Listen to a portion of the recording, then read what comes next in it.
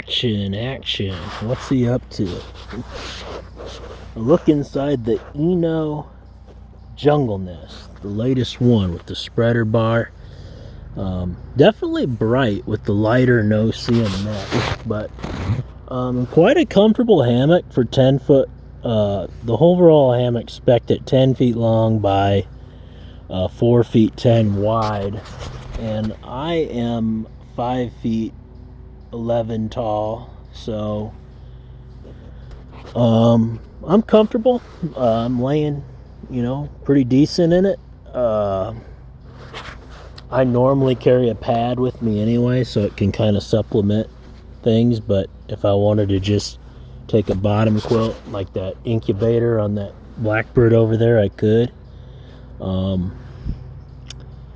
Yeah, I mean, this has got this that you could just slide the spreader bar in, and that will keep the net out of your face. Kind of like I got a stick over there on the Blackbird, but normally you'd have to stake that out. And I do like that concept. I didn't know this jungle nest existed with this technology or application here.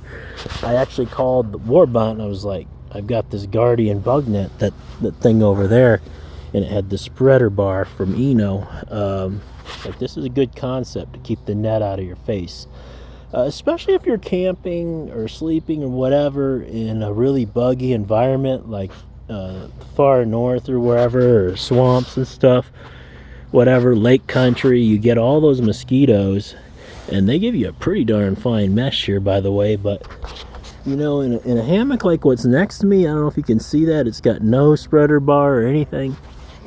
That's a super lightweight hammock over there, but that net comes right by your face. So if I want to zip this sucker up, I usually add some cord to make I can even grab it with my toes, and you can put this zipper on either side. You can, zip it all the way around here, but anyway, we're in here, and the net is not really anywhere near my face.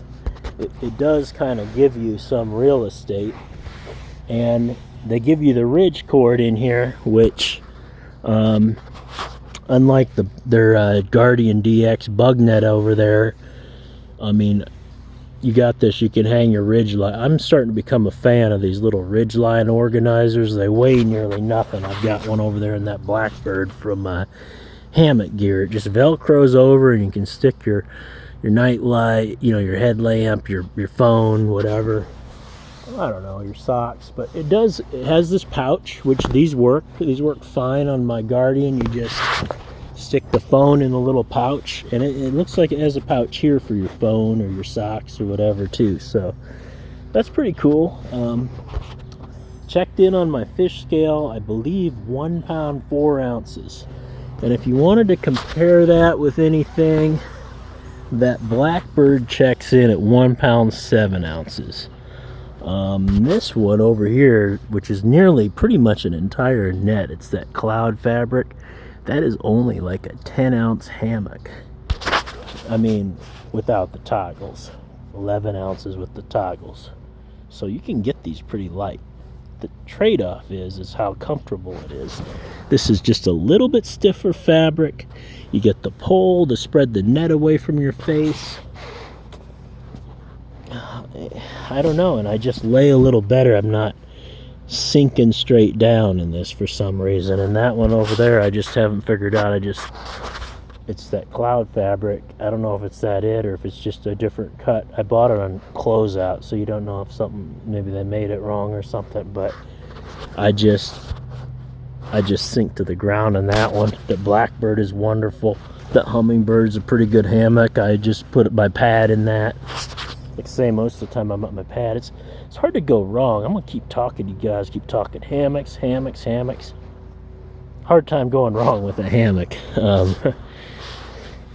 If you're just solo like this, you're not crawling all over the ground. One time in Idaho, I was in Sandpoint, and these guys were kind of like backpacking guys, street guys, I don't know what, and they're like almost making fun of me because they kept seeing me walking through town, and one kid's like, he's a kid, he's like, maybe some you know, I don't want to say hobo. I'm not using hobo in derogatory. I like hobo, but they're kind of hobos, you know, like Journey and Natty Gat or whatever. And they're like, the one kid's like, man, you're awful clean for living out here.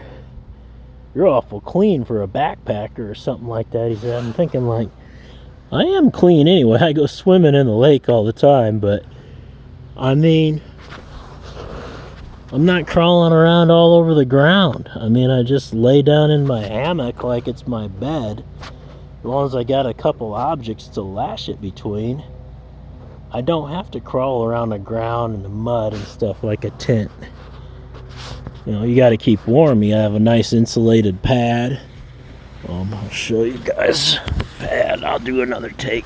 When you get out of these, I usually unzip them away because you don't want to stretch the net, but I'm a heathen. I'll go without the shoes. But that's my X-Ped down, man. I've had this forever. I've blown a couple baffles. They've replaced them for free. They're really warm. Like, you could throw it in your hammock, give it some structure. It's a mummy shape like the hammock. Or you could go with the bottom quilt. They're both when it's really cold. Even like my Superior hammock, it's got the insulation built into it. Great hammock. I've been wanting to get another one. It's built for real cold. But this is great. You know, you can see what I'm doing, the same type of thing here, and I want to support places with good ideas. So I'm gonna take this. Oh, there's my Magma. That's my latest sleeping bag. I traded up my REI Magma 30 for the 15, and really, honestly, that's what a 30 should look like. It's weird. It's like, I call that, it's called a 15, but really the comfort rating is like 28. Anyway, it's a good, I really like it. I don't know. I like this Incubator too. Really well built. Got a pretty good deal on sale from Hammock Gear for it. Pretty colors, the orange. Good company. So, hard to go wrong with this stuff. It's a fun hobby.